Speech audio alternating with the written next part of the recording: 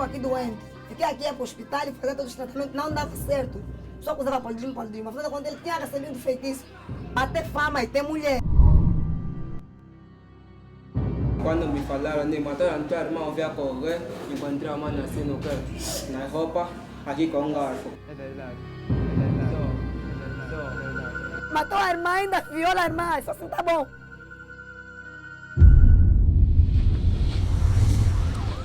Ora, a todos, o nosso Mulher Voto de muito boa noite. Já chegamos para mais esta edição do programa Segurança Pública. Hoje temos como convidados o Superintendente-Chefe Angelino Sarrote, é o chefe do Departamento de Comunicação e Imagem da Direção Nacional de Viação e Trânsito. Boa noite e obrigado por estar aqui connosco. Boa noite, Cosse. Boa noite, Angola.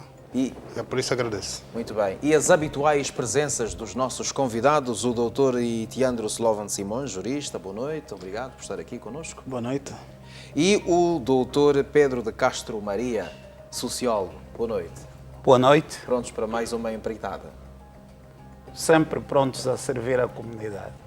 Muito bem, começamos assim. Muitos são os automobilistas de veículos automóveis pesados que transportam contentores sem que estes estejam agarrados pelos chamados pinos de segurança. Alguns motoristas usam cordas para agarrar o contentor ao trailer. Ora, colocando em risco a vida dos utentes na via pública. A Unidade de Trânsito do Comando Provincial da Polícia Nacional em Luanda realizou uma micro-operação para fiscalizar estes acontecimentos. As imagens são estas que você vai ver já a seguir. Sabe como se chama esta ferramenta? Sim, um pino. Objeto muito importante na segurança dos contentores de veículos pesados. Município do Sambizanga, Avenida Ngola Quiluães. O uso desta importante ferramenta vai dominar mais uma operação da Unidade de Trânsito do Comando Provincial de Luanda.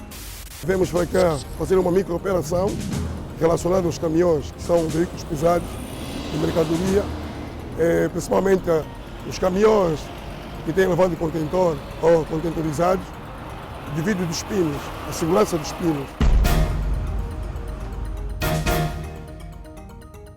Bom dia, senhora do mobilista.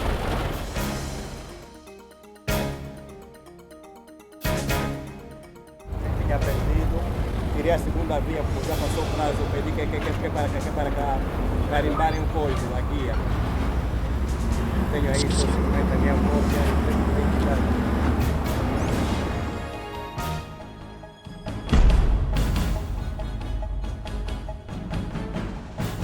O motorista é orientado a deixar do veículo.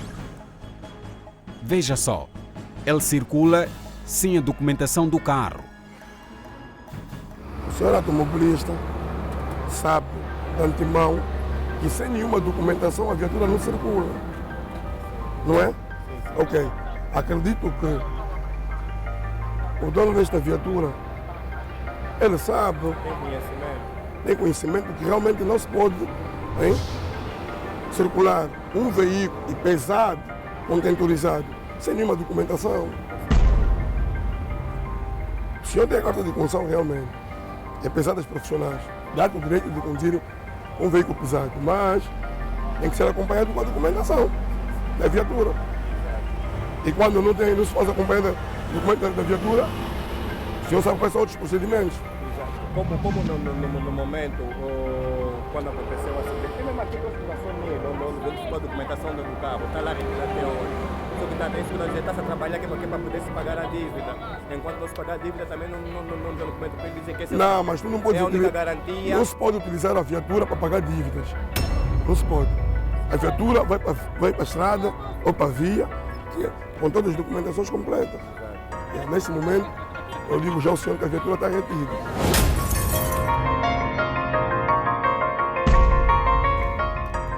E mais, ele carrega 2 contentores sem a segurança que se exige no Código de Estrada. O trailer é um dispositivo que o cavalo mecânico reboca para levar o contentor. Ok. O contentor, o trailer tem os pinos. Por que o senhor não utiliza os pinos, está a utilizar aqui as cordas.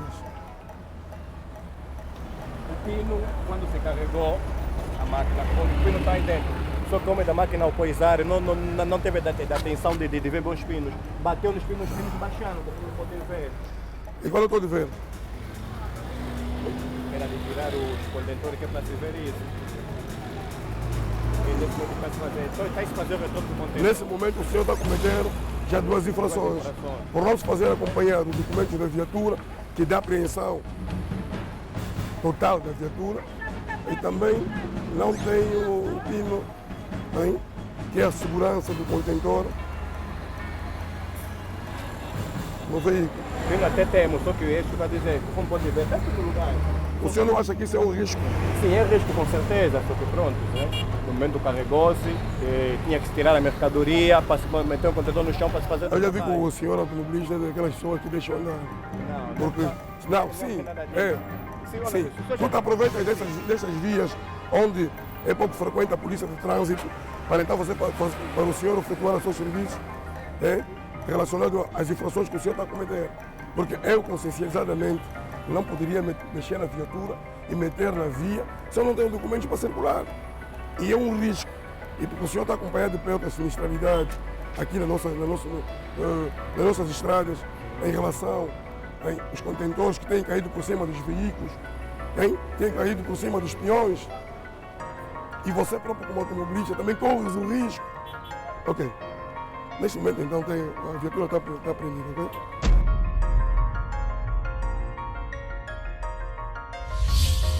Pois é, cada contentor no seu veículo tem capacidade de 20 toneladas. Já pensou no que aconteceria se o seu veículo caísse num precipício?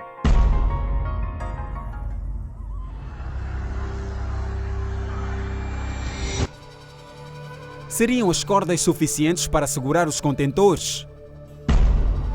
E se os mesmos capotassem sobre os outros veículos ligeiros? São questões para refletir. Os automobilistas ultimamente não metem os pinos porque ele pensa o seguinte: ele não está a ver que o pino é para segurar o próprio contentor. Ele não segura o pino porque se ele estiver desequilibrado num buraco, numa ravina ou uma outra situação, que ele possa fazer com que o contentor caia, então para ele melhor o contentor cair, e ele salvar-se. Porque ele pensa que o contentor ao cair também vai levar com a cabine. E não é isso. Não é isso. Senão não se fazia, ou não se faria então o trailer com pinos, que é a segurança do contentor.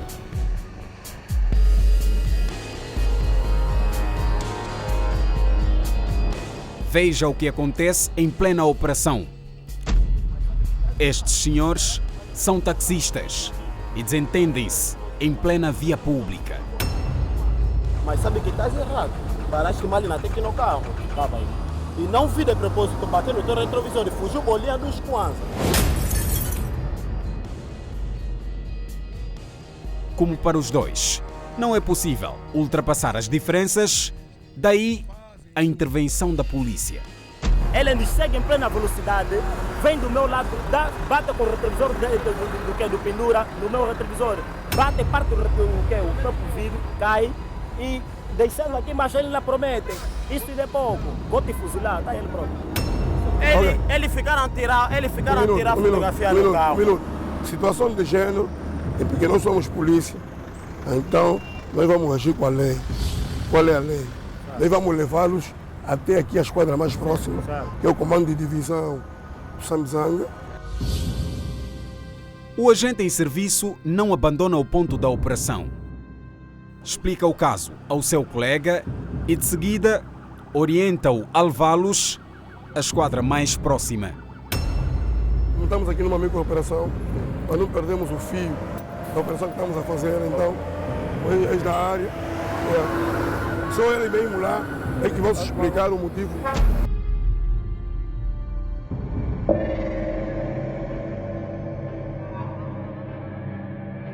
Voltemos à operação.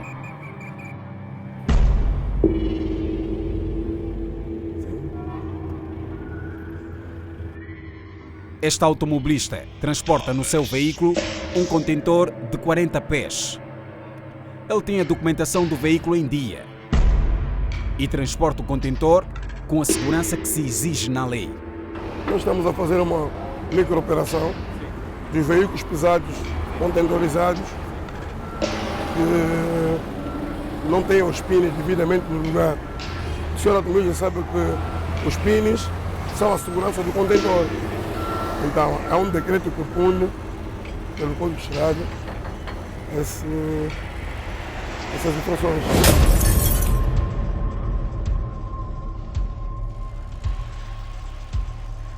Mas não é o seu caso. Por isso, é imediatamente liberado pela polícia.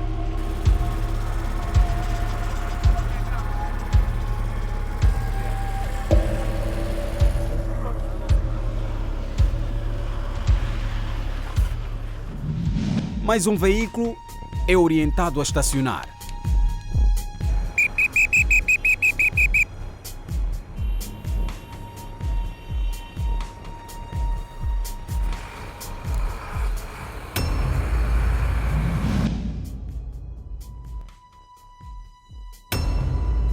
O motorista apresenta apenas a carta de condução.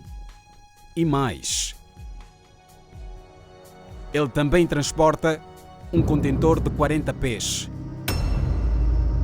Veja só, também não faz o uso dos pinos.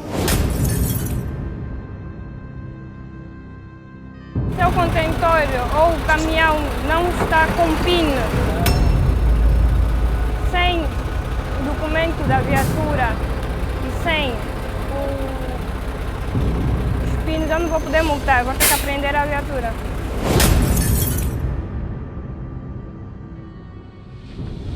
Superintendente-chefe Angelino Sarrote, chefe do Departamento de Comunicação e Imagem da Direção Nacional de Viação e Trânsito. É usual, então, os veículos automóveis pesados circularem nestas condições sem segurança? Infelizmente, é uma prática corrente de muitos condutores de veículos pesados, sobretudo os que fazem transportes de contentores.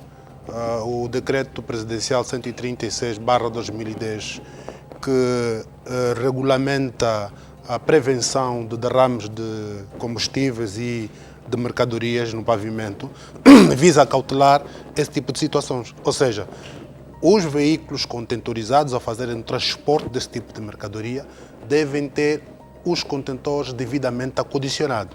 Ou seja, deve utilizar todos os mecanismos de segurança para que, em caso, como vimos na peça, em caso de algum desequilíbrio, infelizmente, em alguns troços da província de Luanda, a própria via não oferece condições de trafegabilidade, mas, mesmo assim, ela não pode descurar dos aspectos técnicos para poder circular com segurança. Muito bem. Bem, a primeira questão que a lei estabelece já foi bem dita pelo senhor superintendente-chefe, que há aqui um ilícito transgressional passível com uma multa. Agora, e se cair o contentor e causar a morte de alguém na via ou ofensas corporais a essa pessoa? Bem, a lei estabelece que é verdade que a pessoa que esteve a conduzir não quis matar ninguém, isso é verdade. Mas, ao não colocar os elementos de segurança necessários, ela prevê como possível que poderá ocorrer, caso haja um acidente, poderá ocorrer até isso. Ela confia que não vai acontecer acidente nenhum. Confia que a condução será pacífica e que não haverá problemas. Mas ela prevê que é uma situação possível de acontecer.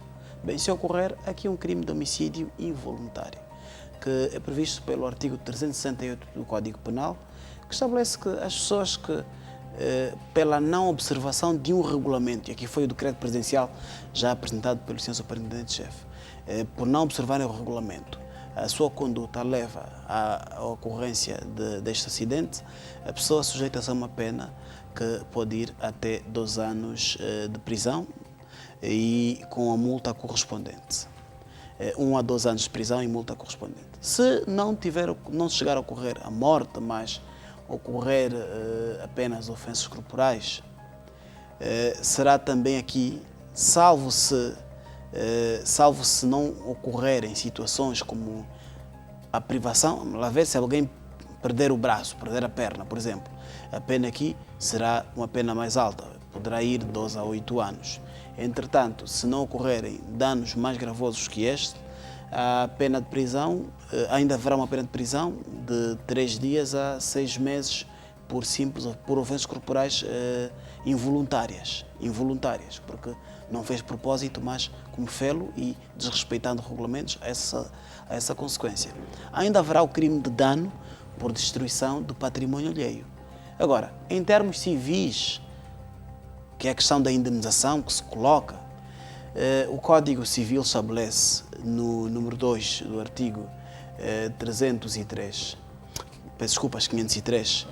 que as pessoas que sejam condutores profissionais, a lei estabelece uma presunção de culpa, isto é, quando ocorram danos deste tipo, é às vezes difícil de saber se foi por esse motivo ou foi por outro, é às vezes difícil de reconstruir os factos. A lei estabelece que quando um condutor profissional tenha um acidente, imagine que ele colida com outro veículo, ou abalrou outro veículo, ou a propriedade de alguém, a lei estabelece que aqui haverá uma presunção de culpa. A lei presume que ele é culpado, salvo se ele inverter o ônus da prova e provar que naquele caso de facto não teve culpa. E nesse caso teve mesmo culpa. Aquele condutor é culpado. Sendo culpado, é obrigado a indemnizar por todos os danos ocorridos. Agora, sendo ele obrigado a indemnizar pelos danos ocorridos, é claro que um condutor, um motorista de um caminhão não terá meios financeiros para fazê-lo. Claro. A lei também estabelece, no artigo 500, a responsabilidade do comitente. O comitente quem é? O patrão. Um menino de 6 anos de idade foi violado pelo próprio padrasto de 37 anos. A detenção do padrasto pedófilo só foi possível graças à denúncia feita pela mãe da criança. O acusado confessou o crime e, segundo ele, a busca por uma vida mais folgada levou a ter que consultar um feiticeiro que lhe deu esta receita. O assunto dramático é para ver já a seguir. Ele dizia, eu vou ter muito dinheiro, você vai ter vida, eu vou pegar, vou te comprar um carro, vou te dar uma casa. E eu lhe dizia, não, você como tem careca no meio, em vez de você ter muito dinheiro, vai ser bruxo.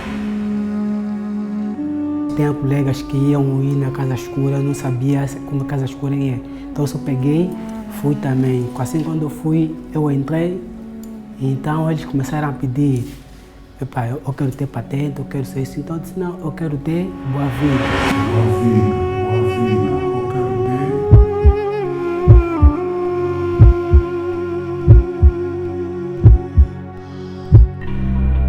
ter. Distrito Urbano do Rangel, 6ª Esquadra, Luanda. Este jovem tem 37 anos de idade e confessa ter violado o seu enteado. Disseram que você violava o teu enteado. É verdade? Sim, isso é verdade. Isso é verdade. Ele disse-nos também que ganha a vida como pedreiro e nos fala em que circunstâncias violava a criança. Sim, a mãe quando saía, eu no princípio só usava só assim o meu dedo. No princípio só usava assim o meu dedo. Depois comecei a meter o pênis. Sim, depois comecei a meter o pênis. Foi assim depois que a mãe deu por conta que o rapaz tem um ano aberto.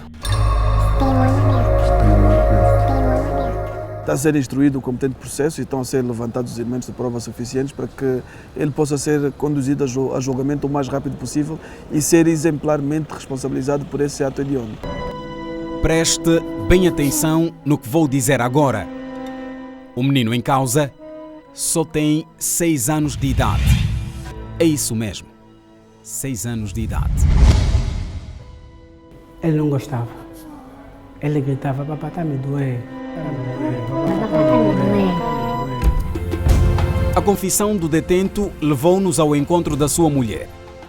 A jovem é esta. No seu colo tem uma menina de apenas 3 meses de idade, filha do seu atual companheiro. Ela tem 26 anos de idade e do primeiro relacionamento teve um filho. Este menino, que como disse, tem apenas 6 anos de idade.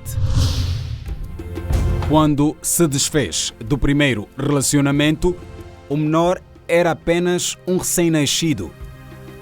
A situação não a impediu de refazer a sua vida sentimental. Fiquei na minha irmã o tempo que fiquei.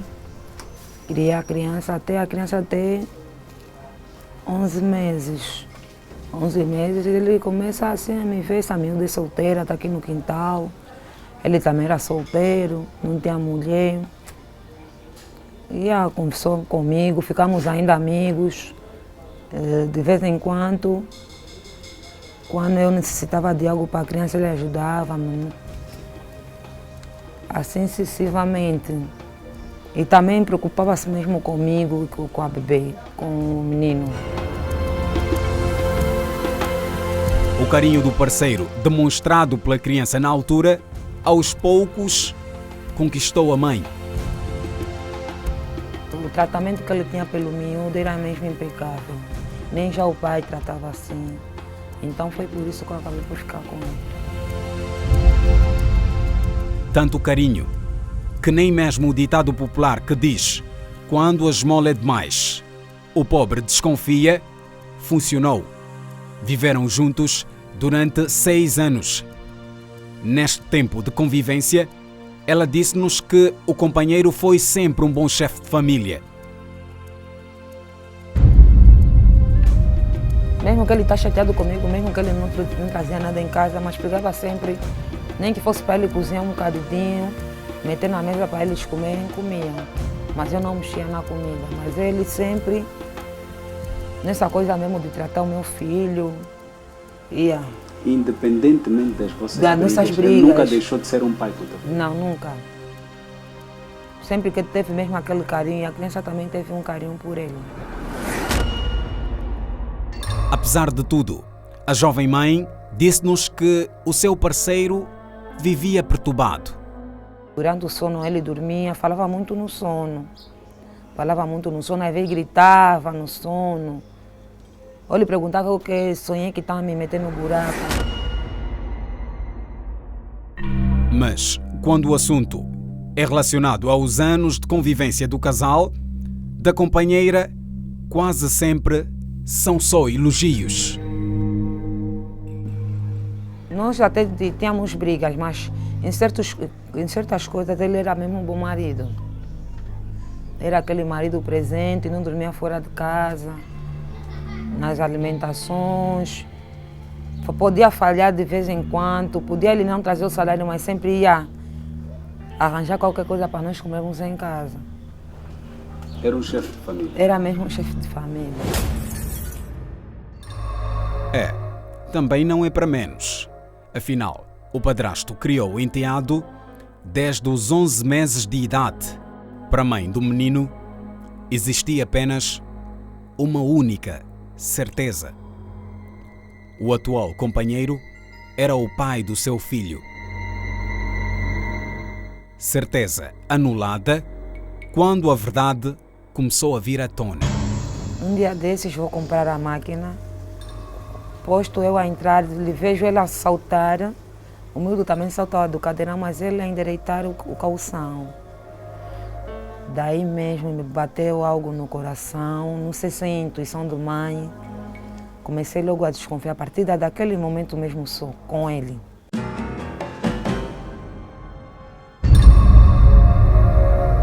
O menino, como estava dormindo assim numa posição que não era uma posição certa de uma pessoa dormir assim com o rabo no ar. Eu disse, será que ontem, quando encontrei aquele coisa, será que o que ele estava acabando de fazer, aquilo que eu estava a pensar, ou não? Espreitei no ano da criança. Quando espreitei no ano da criança, encontro já aquele buraco. Quando vi o buraco, admirei mesmo aquele buraco todo no ano do miúdo. Pergunto ao miúdo, vou te bater, o que está se passando? Quem anda te fazer isso? Eu ameacei mesmo. Fala a verdade, quem anda te fazer isso? Mamãe, é o mesmo que anda a suspeitar dedo sozinho. Eu disse, você não anda a suspeitar dedo sozinho, fala a verdade, senão vou te bater.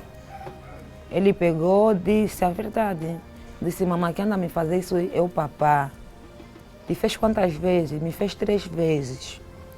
Qual foi a última vez que o papá te fez? Foi no dia que a mamãe foi comprar a máquina. Nesta altura, ela também descobriu que a vida melhor que o seu parceiro tanto desejava seria resultado de caminhos que ela nem sequer imaginava. Ele dizia, eu vou ter muito dinheiro, você vai ter vida. Eu vou pegar, vou te comprar um carro, vou te dar uma casa. E eu lhe dizia, não, você como tem careca no meio, em vez de você ter muito dinheiro, vai ser bruxo. Mas assim sempre só naquele diálogo, tudo eu pensava que tudo é base de brincadeira, ele está a falar só porque um dia vai trabalhar para ter, para nos dar. Nunca pensei que afinal de contas ele falava porque tinha mexido em qualquer coisa, nunca pensei por aí. Hoje, o que é que sentes pelo teu marido? Sinto raiva e desprezo mesmo por ele. Porque ele sempre me mostrou ser uma pessoa muito ao contrário daquilo que ele fez. Qual é o teu desejo? Que ele paga pelo que ele fez. Um dia ele vai sair da cadeia. Quando ele sair, acabou. O que é que acabou? A relação com ele acabou. Não existe mais relação? Não. A jovem de 26 anos está firme do caminho que espera daqui para frente, mas ela está preocupada com a sua condição social atual. Estou mesmo, não tenho para onde mesmo tirar. E se tiver pessoas mesmo que quiserem ajudar, de bom coração, e possam fazer isso. Porque eu dependia mesmo totalmente dele.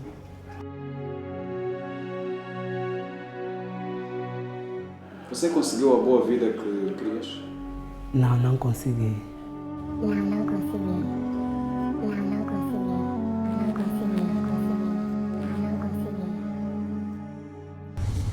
Muito bem, vamos avançar para os comentários necessários. A esta altura, Superintendente-Chefe Mateus André, Diretor Provincial de Luanda, da Polícia de Ordem Pública. Qual é o comentário como oficial superior da Polícia Nacional que se lhe oferece fazer a este drama humano? Estamos a verificar aqui uma inversão grande de valores.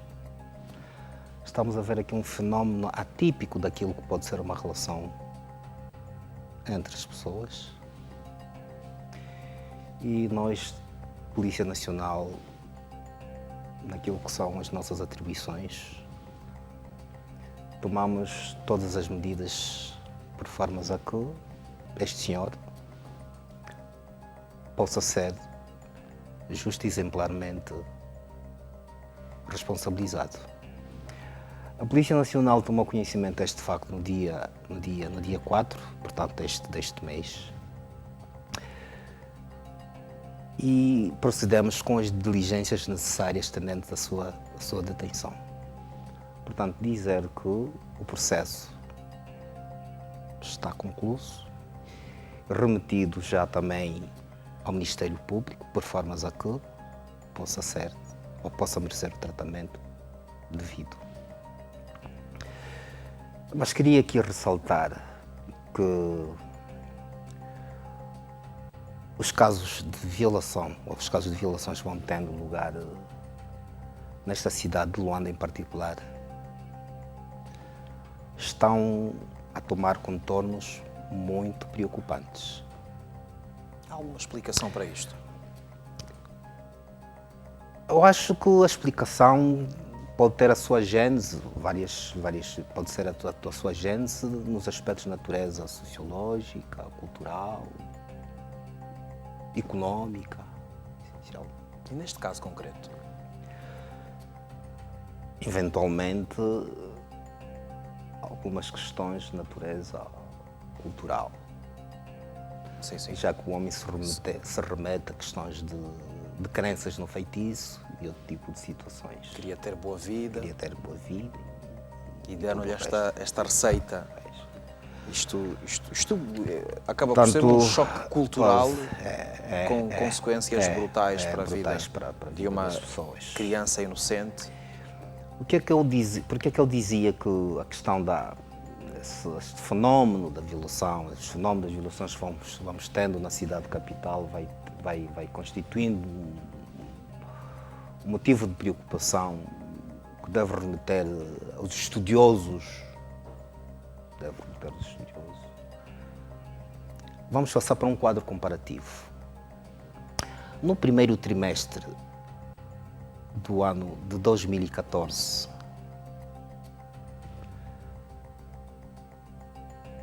e o primeiro trimestre de 2015, só neste ano já tivemos 174 casos de violação, contra os 63 que tivemos no primeiro trimestre de 2014. Veja que 174 casos. Portanto,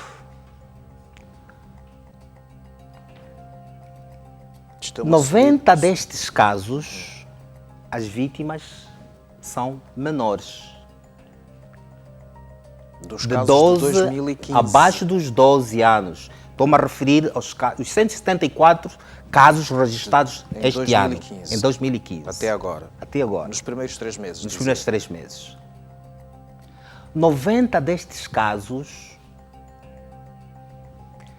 as vítimas são menores de 12 anos.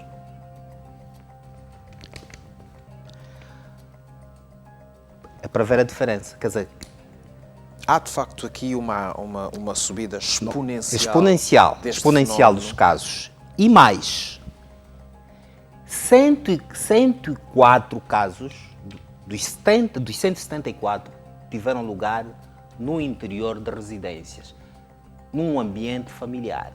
O que é mais difícil de se chegar a saber. Controle policial. Exatamente. Portanto, estou-me a referir, e aqui há que abrir uma síntese. Portanto, são 174 casos ocorreram no interior das residências, quer dizer, num ambiente familiar. É caso para dizer que é um motivo de muita preocupação. Exato. É tanta preocupação que nós temos registros de casos de pais que se envolveram com as respectivas filhas. Tivemos um caso em Cacoaco. Filha menor de 14 anos. 14 anos, exatamente. Acabando-a por a engravidar, inclusive. Meu Deus. Engravidou a filha. Agora, o que é que diz a nossa lei?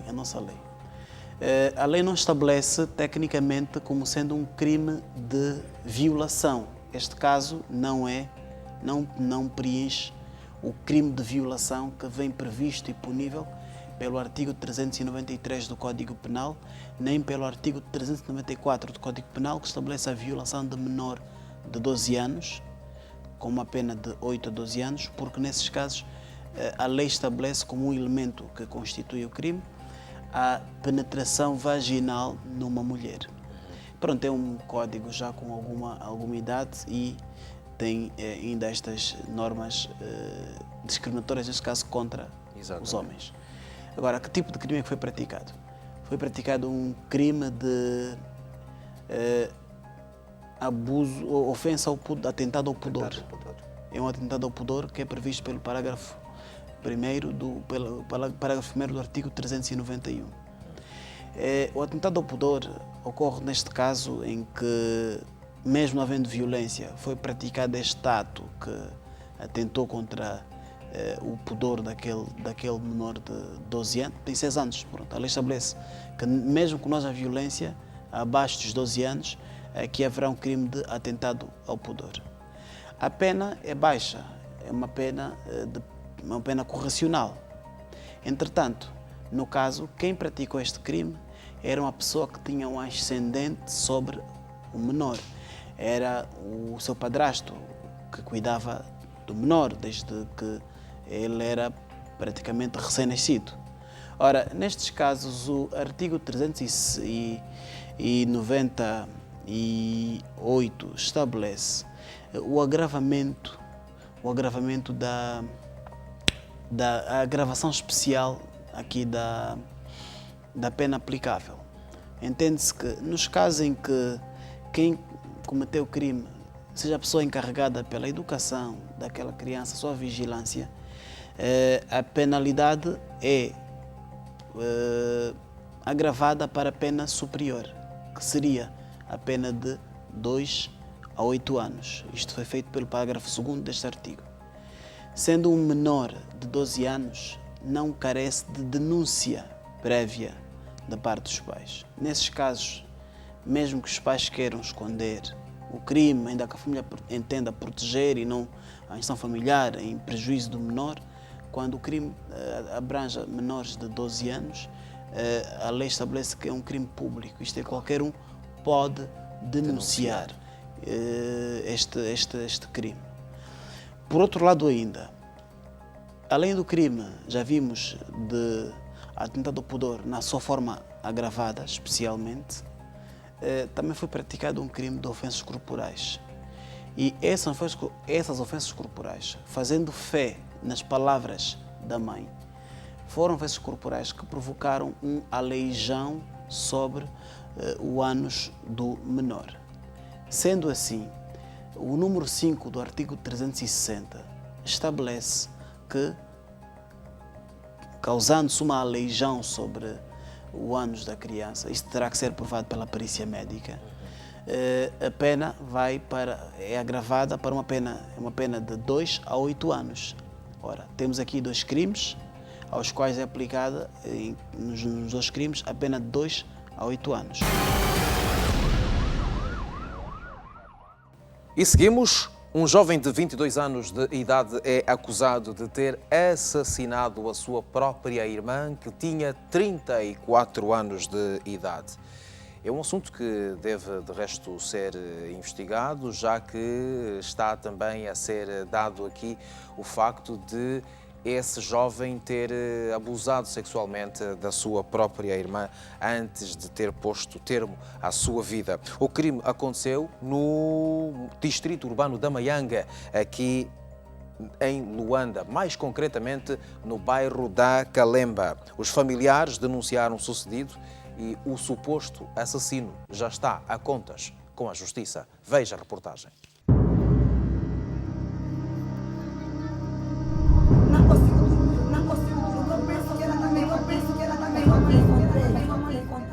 Município da Maianga, bairro da Calemba, Rua da Poeira. Estamos numa zona suburbana da capital Luanda.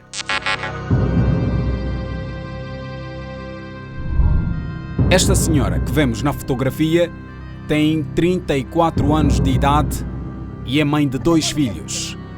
Ela já não existe. Está morta.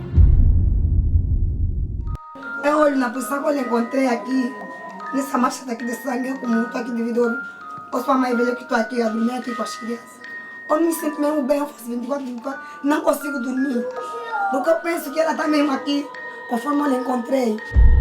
A senhora que acabou de ouvir tem 50 anos e é mais velha de 6 irmãos. Bem, agora ficaram apenas 5. No caso, 4 meninas e um rapaz. Por sinal, o mais novo das irmãs. Ele tem 22 anos e está a ser acusado de violar e assassinar a própria irmã. ele até já está detido. Eu tinha ido jogar bola lá para as 10 horas. A volta às 17 horas, encontrei a mãe assim, com o garfo aqui. Quando me falaram de matar a tua irmã, eu vim correr, encontrei a mãe assim no pé, na roupa, aqui com um garfo colado. Assim, me encontrei. Depois caí no chão, só assustei no hospital. Me meteram aqui, eu falei que era minha irmã, peguei no solo, rebentei, fui a correr lá em casa. Cheguei na cadeira, não consegui falar nada, fiquei sempre fraco, caí mais de novo no chão. Só assustei, já estou aqui lá em casa. Aqui, depois acabei na cela.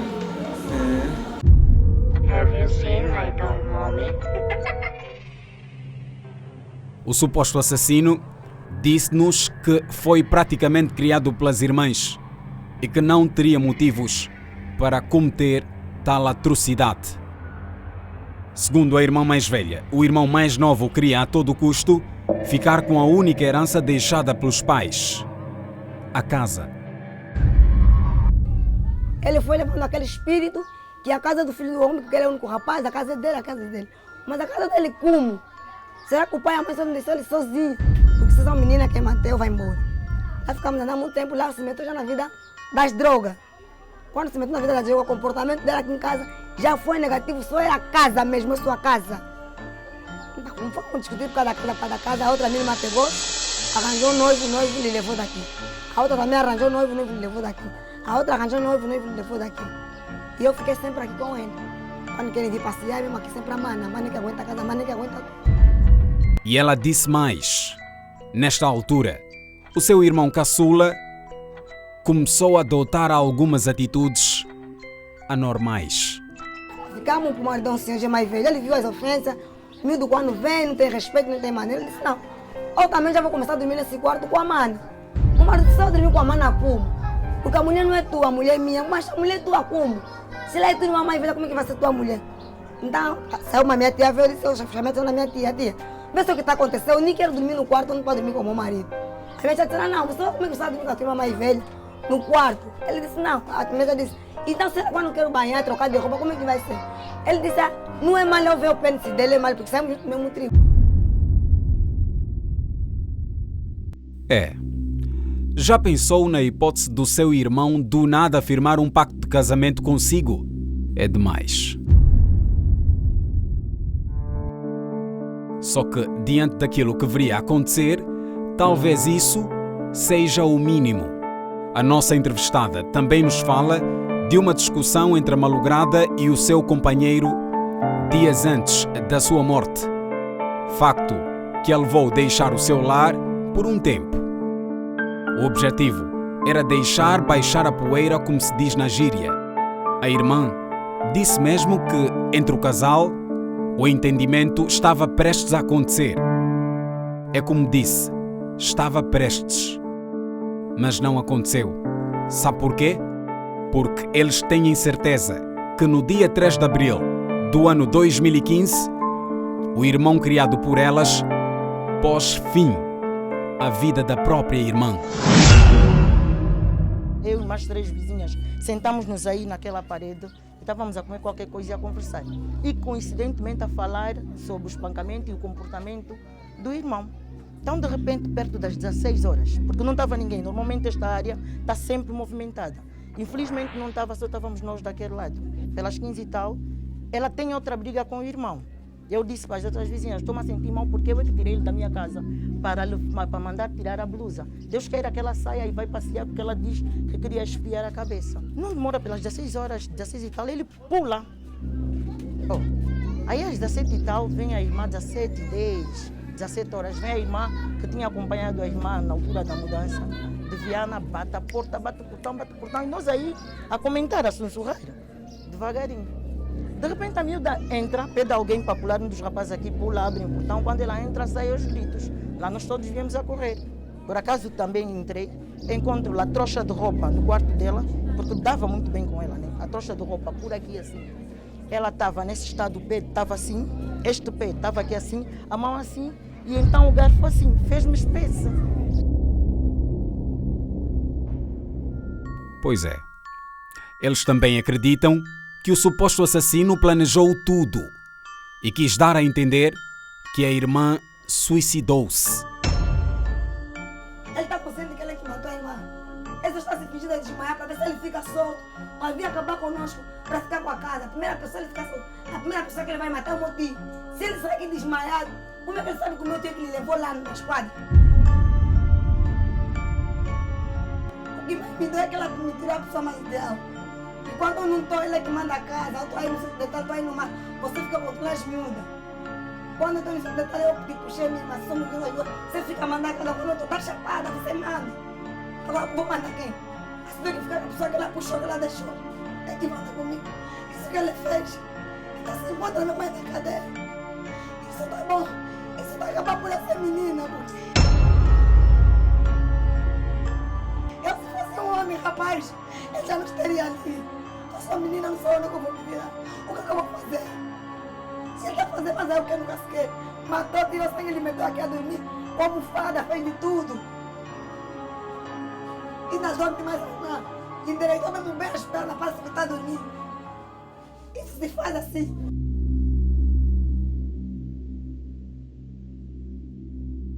É complicado. Para nós, não é nada fácil contar histórias como esta, mas é nossa a missão de informar os fenómenos que acontecem na sociedade. Por isso, fazer o quê? Voltemos à história. É o seguinte: o acusado nega o crime. Só que, para a família, não há dúvidas. O irmão de 22 anos acabou mesmo com a vida da irmã de 34 anos de idade. Mas, se ele for de facto o autor do crime, de onde tirou tanta coragem? Eu andei muito tempo aqui doente. Fiquei aqui, ia para o hospital e fazia todos os tratamentos, não dava certo. Só acusava paludismo. Afinal, quando ele tinha recebido o feitiço, para ter fama e ter mulher. Bem, para a família, a obsessão pela casa e os caminhos por onde passava o jovem levou-lhe a tornar-se num assassino. E mais, eles temem que o irmão em breve seja posto em liberdade. Matou a irmã, ainda viola a irmã, isso assim tá bom. Vou ficar aqui, vai dar mais uma crise. Se fingir que desmaiou, vão lhe soltar. Vai me matar o tio, vai me matar a irmã mais velha, vai matar outra irmã. Venceu a casa. O drama da família levou-nos ao porta-voz do Comando Provincial de Luanda, Mateus Rodrigues, que garante a justiça será feita. Portanto, antes de mais dizer que a direção do Comando Provincial de Luanda sente profundamente a perda desta família, e da forma como ocorreu, a brutalidade com que foi cometido, ou com que foi cometido esse crime, portanto, também chocou-nos e mexeu connosco. Gostaríamos de apelar à família para a serenidade. Sabemos que é difícil, mas para a serenidade. Certamente umas pessoas estão mais exaltadas do que outras, aquelas que estiverem mais calmas procurarem acalmar as outras, que os órgãos nós, a polícia e os órgãos de justiça, tudo estão a fazer no sentido de que esse caso tenha um desfecho justo, que se efetivamente for provado que este elemento cometeu esse crime, portanto deverá ser exemplarmente punido. Enquanto isto, o caso está na sua fase de instrução processual e, como disse o porta-voz do Comando Provincial da Polícia, se o jovem acusado for de facto culpado, então vai pagar por isso. Superintendente-chefe Mateus André, mais um drama. É verdade, mais um drama. Nós, relativamente a este caso, procedemos à detenção do Paulo, é assim que ele se chama, jovem, portanto de 22 anos. 22 anos. Tal como foi dito, no município da Maianga, no bairro da Calemba, acusado na prática de homicídio voluntário. Mas quando a polícia o encontrou, estava portanto, em casa, o Paulo já tem antecedentes criminais. Já portanto, tem antecedentes. as nossas fichas, a nossa ficha, o Paulo já passou algumas vezes pelas nossas unidades de polícia, acusado na prática de ilícitos criminais, portanto, roubos fundamentalmente. E no nosso trabalho de investigação, a nossa sequência investigativa chegou a Paulo porque tivemos indícios por via da busca de informação, da busca da verdade objetiva, né, de que teria sido ele. E então temos-lo detido. Infelizmente, durante a perícia, durante os exames médicos forenses, determinamos que a vítima terá sido antes violada. Antes de ser morta. Antes de ser morta. E continuamos a trabalhar neste caso. Mas, de princípio, temos como o indivíduo que praticou o ato. Até pelos antecedentes, a questão das incompatibilidades que ele foi tendo no decurso desse tempo, todos os últimos dias, que era fundamentalmente com a vítima, com a sua irmã, em que reclamava a residência, ele como homem, e se calhar ainda neste ambiente das famílias africanas, em que é o homem que é o titular, que é o proprietário dos bens materiais, e dizia de que a residência sob o qual a irmã vivia, que é património da família, era sua pertença. É preciso reforçar as palestras, já não mais nos grandes palcos, nas salas de teatro, nos anfiteatros dos ministérios, só das universidades. Se calhar é preciso começarmos a ir para a Rua da Poeira, do bairro Calemba, e falar com as pessoas. É preciso irmos por o Prenda, é preciso irmos por os Mulenvos. Enfim, há muito trabalho a fazer para ver se ainda possamos recuperar alguma coisa o homem da decência que algumas famílias estão a perder, porque um jovem de 22 anos matar a própria irmã por causa de uma herança, e mais uma vez aqui a revelação em torno do caso do feitiço, é preciso desmistificar essa questão do feitiço na mente de muitos nossos jovens. Segurança Pública está a chegar ao fim. Já sabe que na ponta final do programa nós temos o exemplo da semana e este vem da via pública. Veja a seguir.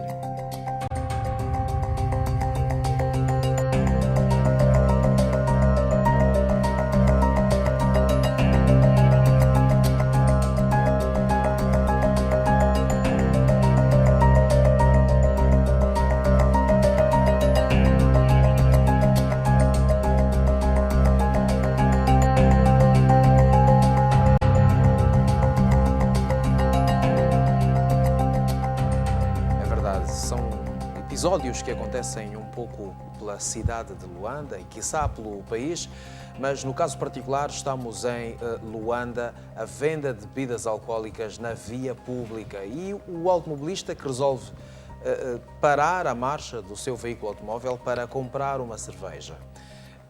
São práticas que acabam por pôr em causa a própria segurança na via pública e parecia que toda a gente no interior do veículo automóvel queria beber cerveja. Parecia, e o que é sociológico aqui é importante mencionar, é que vai havendo a cultura da normalidade daquilo que é normal. Passa a redundância, passa-se. Pois é aqui as pessoas a pensarem que podem fazer o que bem lhes apetece na via pública sem o mínimo de compromisso com aquilo que é o seu dever cívico. Civismo significa compromisso com a sociedade, com o Estado, com o próximo. E nenhum cidadão está no direito de fazer o que bem lhe aprouver em qualquer ponto da cidade, pondo em causa a ordem, a tranquilidade e a normalidade. Logo, é necessário que continuemos a apelar aos nossos cidadãos a não pautarem por esse tipo de práticas, que para além de pôr em causa a sua vida, o seu bem, o veículo, poderia acontecer que um outro veículo viesse a alguma velocidade que não pudesse controlá-lo e haver o embate. A imagem que transmite de pessoas sem educação, perdão pelo termo, pessoas não decentes, e por outro lado poderem ser alvo de uma atuação policial em que poderiam ter sido multadas ou seriam alvos de qualquer outra sanção que é sempre dolorosa para qualquer pessoa e para qualquer família. Muito bem. Então vamos agradecer a presença dos nossos convidados. Chegamos ao final do programa Segurança Pública e assim que nos esteve a acompanhar também aceito o nosso melhor abraço. A Segurança Pública chega ao fim, claro, com o reiterado abraço e o convite formulado para que possa estar connosco na próxima edição. E a nossa expectativa é sempre a mesma, esperar que você seja um exemplo a seguir nas suas ações. Boa noite, até lá.